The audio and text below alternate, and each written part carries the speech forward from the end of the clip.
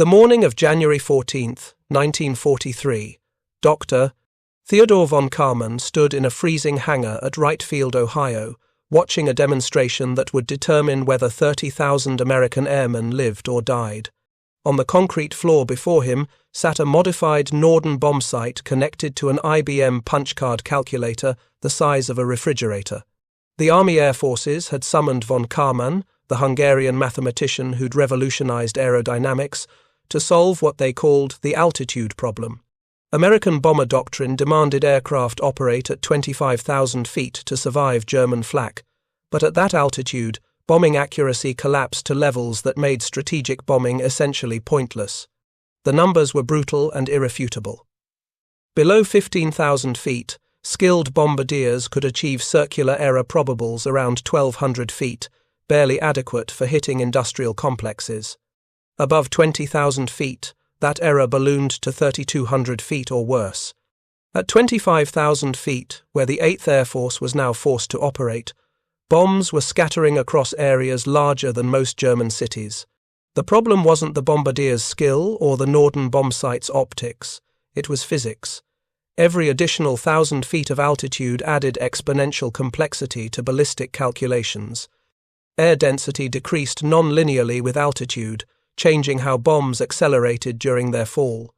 Wind speeds increased dramatically and shifted direction multiple times during a bomb's descent.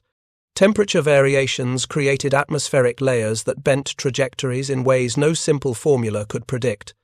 The Norden's mechanical computers, brilliant as they were, calculated trajectories using simplified equations that assumed constant air density and linear wind profiles. Those assumptions worked adequately at medium altitude. At 25,000 feet, they were catastrophically wrong. Von Kármán had spent the previous 6 weeks reviewing mission reports that read like mathematical horror stories. Over Wilhelmshaven in November 1942, bombers dropped from 24,000 feet with perfect visibility and negligible flak. The Norden bombsights functioned flawlessly. Bombardiers tracked their targets precisely through the entire bombing run, and every single bomb missed the submarine pens by margins exceeding half a mile. Post-strike photography showed impact craters forming a rough oval 3 miles long and 2 miles wide, with the actual target sitting untouched in the center, like the eye of a hurricane. Similar patterns emerged from raids on Emden, Bremen, and Vegesack. The higher the bombers flew, the more randomly their bombs scattered, regardless of bombardier skill or equipment quality. What made this crisis existential was that there was no alternative to high-altitude operations. The Luftwaffe and German flak had made low-altitude bombing suicidal. During the disastrous raid on Ploesti oil fields in August 1943, bombers attacking from below 10,000 feet achieved stunning accuracy, but suffered 54% casualties. 54%.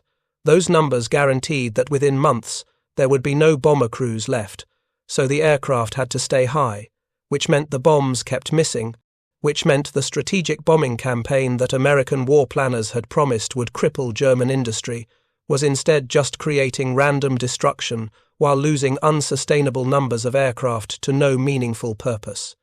The Wright Field demonstration was von Kármán's answer, though calling it a demonstration understated what was actually happening. This was a complete mathematical reconceptualization of how objects fell through the atmosphere. Von Kármán had approached the problem the way he approached everything, by refusing to accept simplified assumptions when real physics was available. The standard ballistic equations used in the Norden bombsight treated air density as a fixed value and wind as a single vector. Von Kármán's calculations treated the atmosphere as what it actually was, a dynamic three-dimensional fluid with density, temperature, and motion that varied continuously with altitude. His team at the Guggenheim Aeronautical Laboratory at Caltech had spent 4 months building what they called the complete trajectory model. It divided a bomb's fall from 25,000 feet into 500 discrete altitude bands, each 50 feet thick. For each band, the calculations incorporated actual measured atmospheric data, air density, temperature, pressure, and wind velocity in 3 dimensions. The bomb's velocity, drag coefficient, and stability changed continuously as it descended through these layers. Instead of one simple parabolic equation, von Kármán's model used 500 coupled differential equations that could only be solved using the primitive computers available in 1943. If you're enjoying this deep dive into the story, hit the subscribe button and let us know in the comments from where in the world you are watching from today. The IBM punch card calculator humming in that Ohio hangar represented the cutting edge of computational technology. It could perform perhaps 80 calculations per second, a speed that seems pathetic today but was revolutionary then. The machine would take atmospheric data punched onto cards, feed them through its electromechanical relays, and output a firing solution that accounted for every variable von Kármán's equations had identified. The process took approximately 4 minutes per calculation, which sounds impossibly slow until you realize that a human mathematician would need 6 hours to achieve the same result, assuming they made no errors in the process. The test protocol was straightforward but unforgiving. Von Kármán's team had obtained actual atmospheric data from reconnaissance flights over Germany, measuring winds, temperatures, and air density at various altitudes during different seasons. They'd programmed this data into the calculator along with the ballistic properties of standard 500-pound general-purpose bombs. Then they'd asked the machine to calculate where bombs dropped from 25,000 feet under those conditions would actually impact, not where simplified equations said they should impact, but where real physics dictated they would land. The results appeared on punch cards that emerged from the calculator with mechanical precision. Each card contained a firing solution, the exact heading, airspeed, and release point required to put a bomb onto a target coordinates given the atmospheric conditions measured. What made the Air Force officers in that hangar lean forward with sudden attention was that von Kármán's solutions were radically different from standard Norden calculations. For a target in the Ruhr Valley during winter conditions, the Norden's simplified equations said to release at a specific point. Von Kármán's complete model said to release 700 feet earlier and 42 degrees offset from the target bearing. 700 feet and 42 degrees. Those weren't small corrections. They represented a fundamental recalculation of how bombs actually behaved in real atmosphere. Colonel Curtis LeMay, who'd come from England specifically to evaluate von Kármán's work, asked the obvious question. The Norden site has been dropping bombs for 2 years. If your calculations are right, why did anyone ever hit anything? Von Kármán's answer was characteristically precise. At 12,000 feet, with typical European weather, my equations and the simplified equations converge to within 150 feet. The errors are present but manageable. At 25,000 feet, they diverge to over 1,100 feet. The problem scales non-linearly with altitude. Below 15,000 feet, simplification works adequately. Above 20,000 feet, simplification kills. The mathematical proof was elegant, but proof meant nothing without empirical validation. You couldn't test these theories over Germany with actual missions. The cost of being wrong was measured in dead airmen and wasted bombs. So the Air Force established a testing program at Muroc Dry Lake in California, where the vast flat desert provided natural precision bombing ranges with no risk of collateral damage. Between February and May 1943, bomber crews flew hundreds of test drops from 25,000 feet using 3 different methods. The first method used standard Norden techniques, bombardiers calculating trajectories with the site's built-in mechanical computer, exactly as they'd been trained. The second method used von Kármán's complete atmospheric model, with bombardiers given firing solutions calculated by the IBM machine based on weather balloon data collected immediately before each test flight. The third method used a hybrid approach. Norden calculations with manual corrections derived from simplified versions of von Kármán's equations that bombardiers could apply without electronic computers. The data emerged with statistical clarity that made argument impossible. Standard Norden techniques from 25,000 feet produced an average circular error, probable of 3,100 feet, with individual bombs scattering across areas exceeding 1 square mile. Von Kármán's complete model reduced CEP to 950 feet, with impact patterns that clustered in recognizable groups rather than random scatter. The hybrid manual correction method achieved 1200 feet SEP, not as precise as the full computer solution, but a 61% improvement over standard techniques using tools that bombardiers could actually use in combat. What the testing revealed was that high-altitude bombing accuracy wasn't fundamentally impossible. It was mathematically misunderstood. The atmosphere at 25,000 feet wasn't the enemy. Ignorance of how that atmosphere actually behaved was the enemy. Von Kármán had provided the knowledge. Now the challenge became translating that knowledge into tools that combat crews could use while flying through flak and fighters over hostile territory. The immediate problem was computational. Von Kármán's complete trajectory model required 4 minutes of IBM calculator time per firing solution. You couldn't put an IBM punch card calculator in a B-17 bomber, and even if you could, you couldn't wait 4 minutes during a combat bombing run to get your answer. The solution had to be either pre-calculated before the mission or simplified enough for human calculation during flight, while still capturing the essential atmospheric complexity that made high-altitude accuracy possible.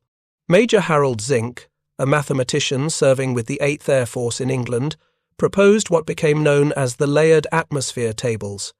Zink recognized that while each bombing mission faced unique atmospheric conditions, those conditions fell into recognizable patterns based on season, location, and weather type.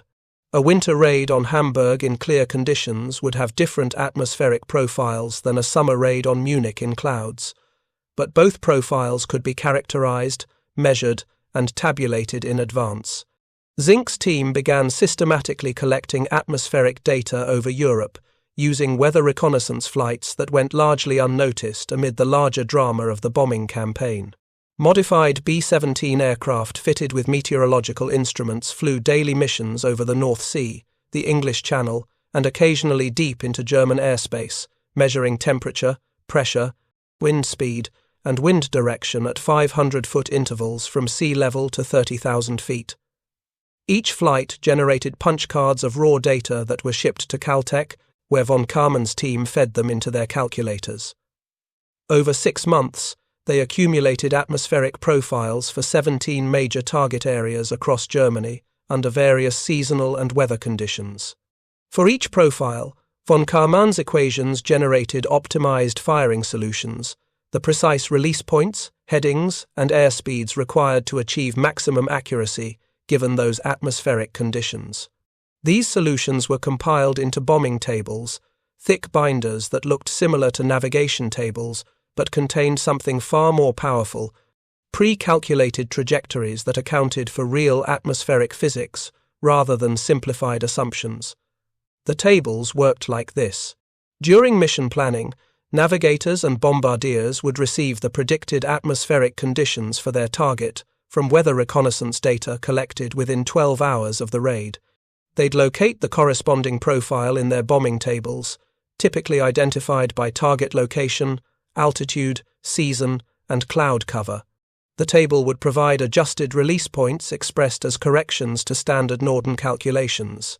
Instead of using the Norden's mechanical computer output directly, bombardiers would apply these corrections, essentially using von Kármán's mathematics as an overlay on top of existing equipment and procedures. The genius of this approach was that it required no new equipment and minimal new training. Bombardiers already knew how to use correction tables for various factors. Von Kármán's atmospheric corrections were just another set of numbers to incorporate into procedures they'd already mastered. The tables were introduced gradually to 8th Air Force bomb groups, beginning in July 1943, accompanied by brief training sessions explaining the mathematical principles without drowning crews in differential equations they didn't need to understand. The initial results were tentative but promising. On July 24, 1943, the 306th Bomb Group attacked aluminum plants in Herøya, Norway from 23,000 feet using von Kármán's tables for the first time in combat. The mission planner had selected atmospheric profile number 7, designated for northern European coastal targets in summer with scattered clouds. Bombardiers applied the corrections during their runs, releasing approximately 600 feet earlier than standard Norden calculations indicated, and offset 3 degrees from direct target bearing. Post-strike reconnaissance showed something the 8th Air Force hadn't seen in months: concentrated impact patterns. Of 42 bombs dropped, 27 struck within the factory complex boundaries. That was a 64% hit rate at an altitude where 12% was typical. The aluminum plant sustained damage that halted production for 6 weeks. More importantly, the 306th lost no aircraft to flak, because operating at 23,000 feet kept them above the effective ceiling of light German anti-aircraft guns, while the accuracy improvements meant they didn't need to make multiple passes over the target. Word spread quickly through the bomber groups stationed across East Anglia. Crews who'd been flying missions that felt like elaborate exercises in random destruction suddenly had evidence that high-altitude bombing could actually work. The tables became known as the Kármán corrections, though von Kármán himself never used that term. He preferred to call them atmospheric compensation factors, which was accurate but lacked the punch that combat crews needed. When you're about to fly into hell, you want to believe you're carrying a weapon that works, and the Kármán corrections sounded like a weapon. But the tables had limitations that became apparent as their use expanded. They were based on pre-calculated atmospheric profiles, which meant they only worked when actual conditions matched the tabulated profiles reasonably well. When atmospheric conditions deviated significantly from predictions, which happened perhaps 30% of the time over Europe's chaotic weather, accuracy degraded. Navigators and bombardiers needed some method to adapt the corrections in real time based on observed conditions during the actual mission. Lieutenant Peter Clausen, a navigator with the 91st Bomb Group who'd studied physics at MIT before the war, developed what became known as the wind gradient technique. Clausen realized that while you couldn't measure the complete atmospheric profile during a combat mission, you could infer critical information from wind observations taken at different altitudes during the flight to the target. Wind behavior wasn't random. It was governed by atmospheric dynamics that created predictable relationships between wind patterns at various altitudes. The technique required navigators to take careful wind measurements at 3 specific altitudes during the bomb run approach, typically at 25,000 feet where the bombers cruised, at 20,000 feet during any evasive maneuvering, and at 15,000 feet if fighters or flak forced altitude changes. By comparing how wind speed and direction changed across these altitude bands, navigators could estimate whether the atmospheric profile matched the tabulated predictions or required adjustments. If wind speeds increased steadily with altitude, following what's called a logarithmic profile, conditions were probably close to standard, and the tables could be used as published. But if wind speeds showed unusual patterns, either increasing too rapidly or remaining nearly constant across altitude bands, it indicated atmospheric instability or temperature inversions that would cause bombs to behave differently than the tables predicted.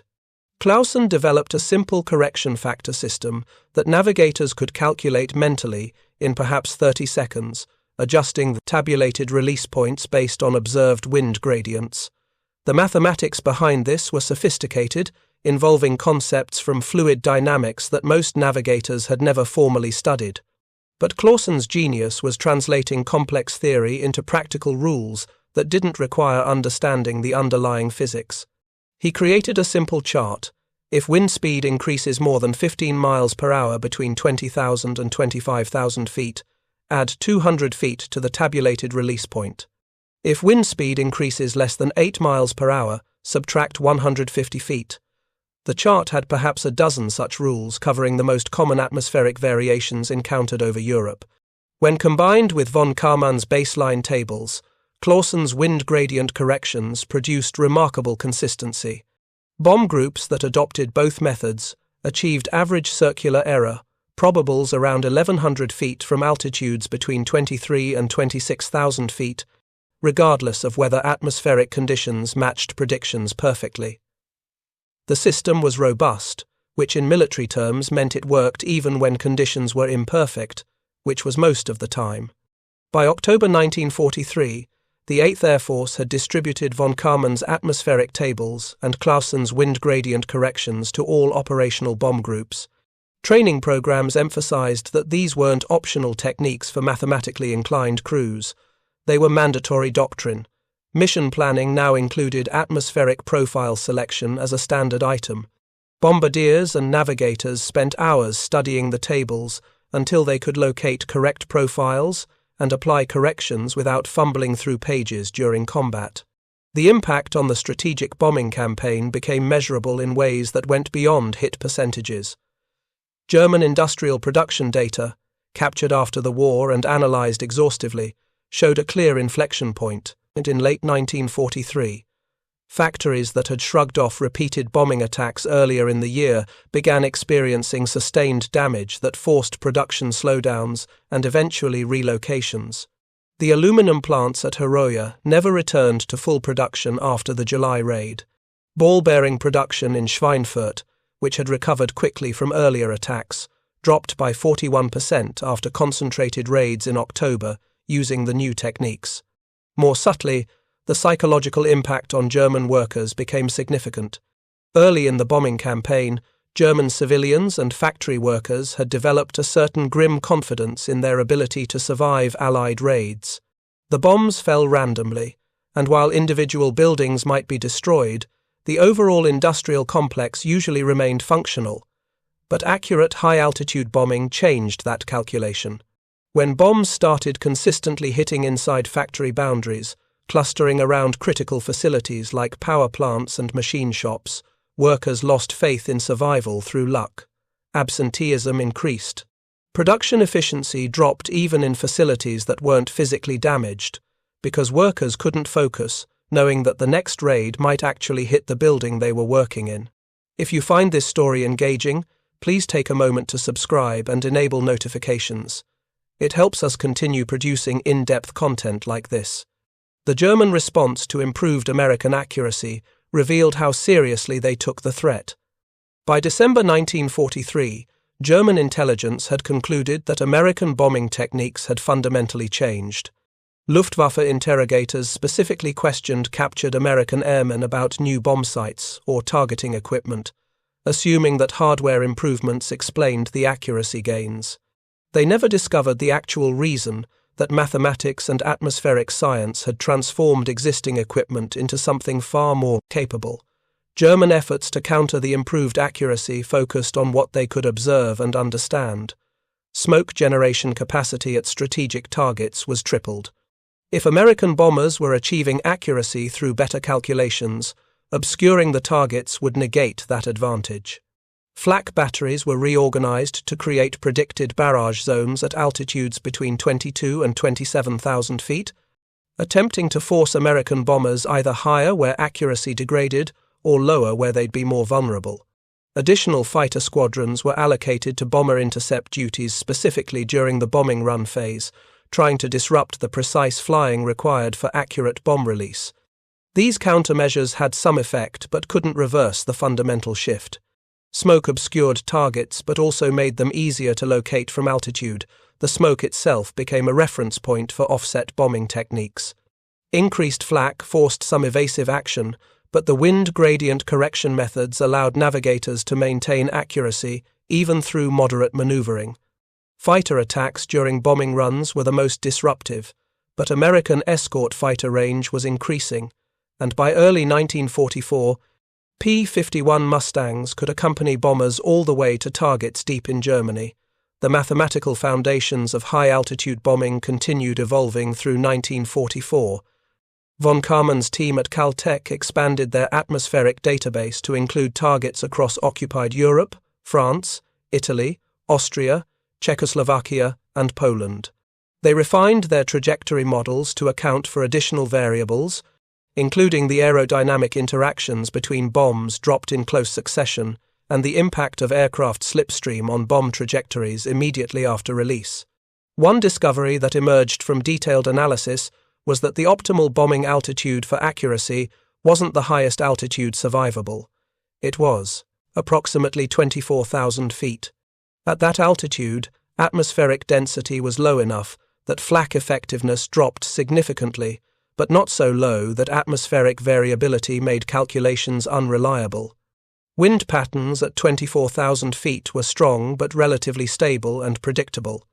The temperature gradient through which bombs fell was steep enough to create measurable effects, but not so extreme that small measurement errors translated to large trajectory deviations. This finding led to doctrinal changes in mission planning. Instead of flying as high as possible to maximize survival, formations began operating at calculated optimal altitudes that balanced flak vulnerability against bombing accuracy.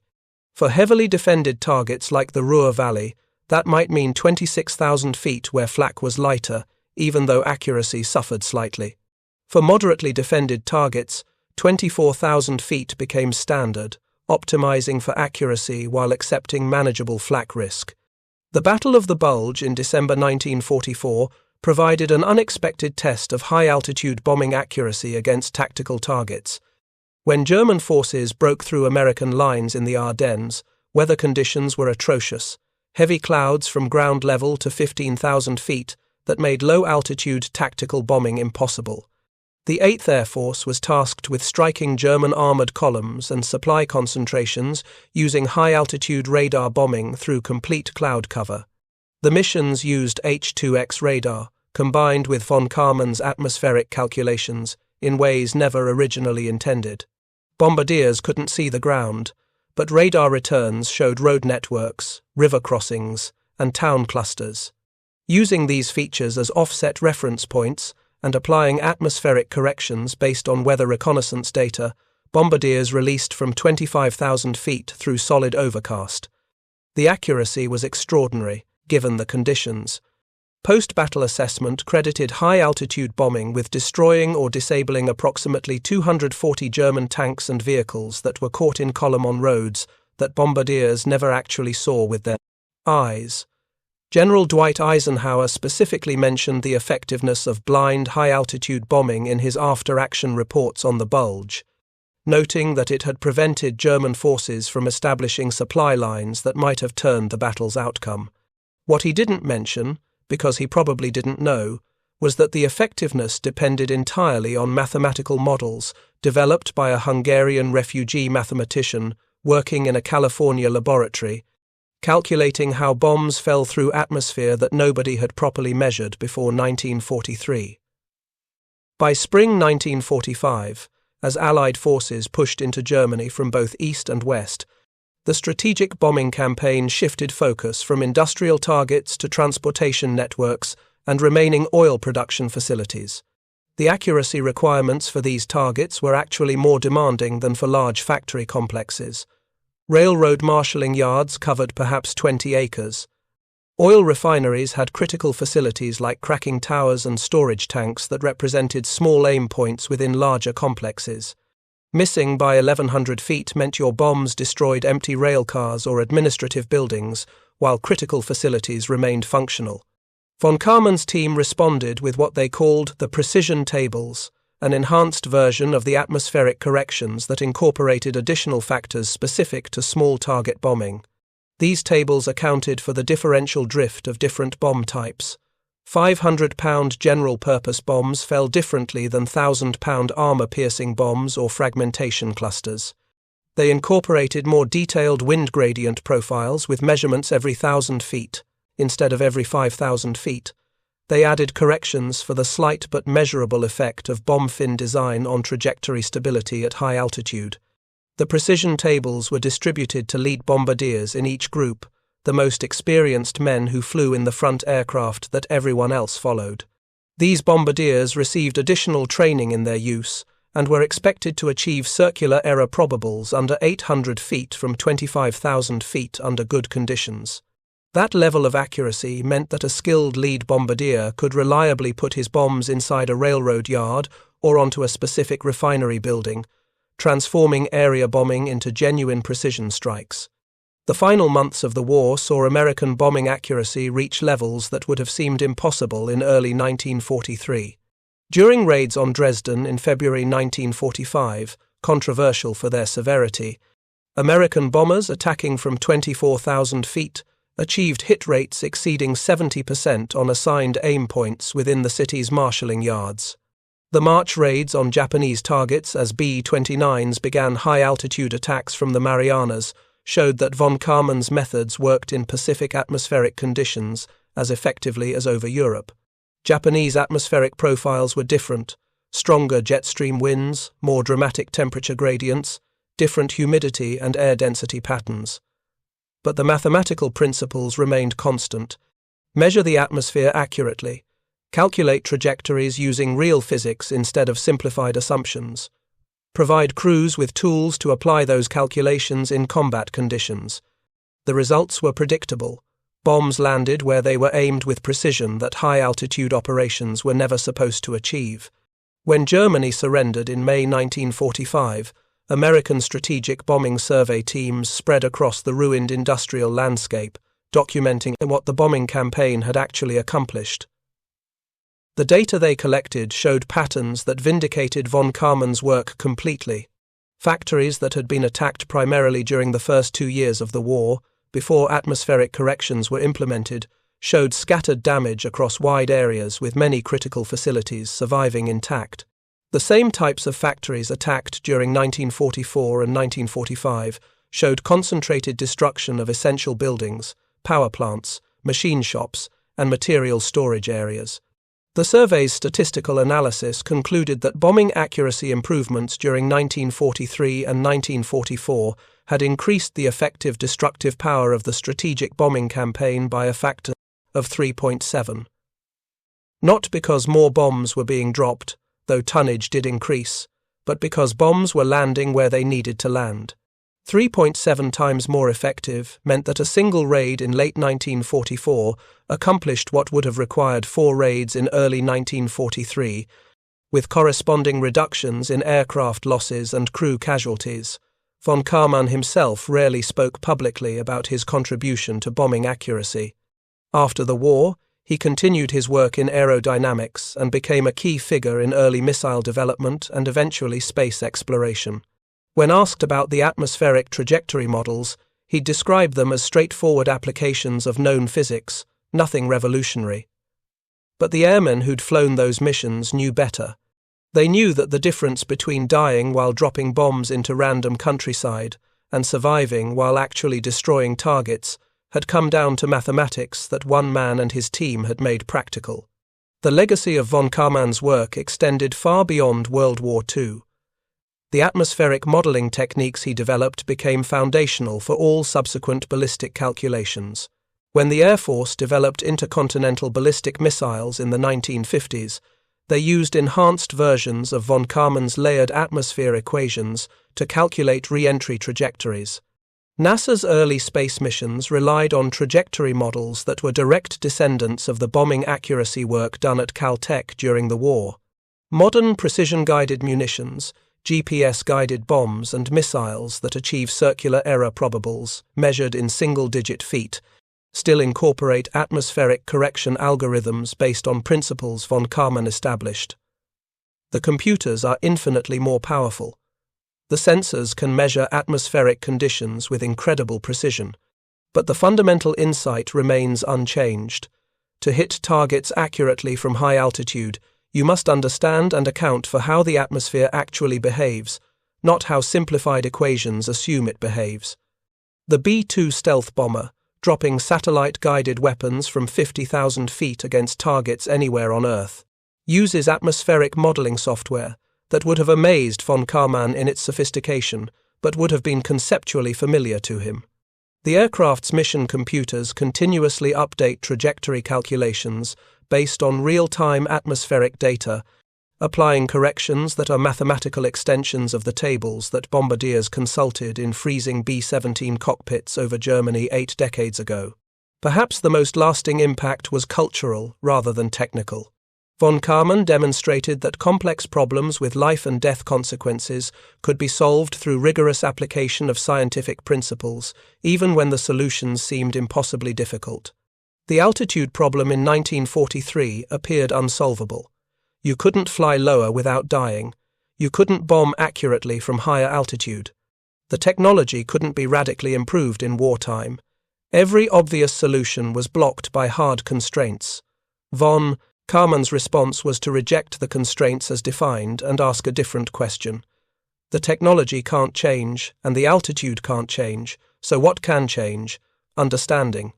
If we understand the physics completely, instead of approximately, does that create options we don't currently see? The answer was yes, and that answer saved thousands of lives while helping end the most destructive war in human history. The story of high-altitude bombing accuracy doesn't feature dramatic dogfights or heroic last stands.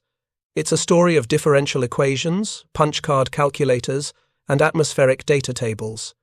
But those equations and tables represented something profound.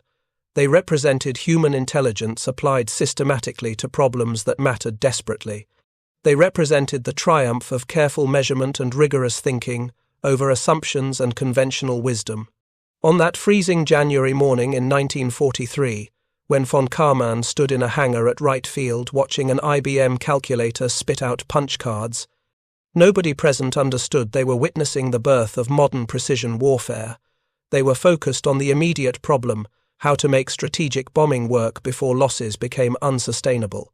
But the methods developed to solve that immediate problem created tools and techniques that fundamentally changed how militaries think about delivering weapons from aircraft.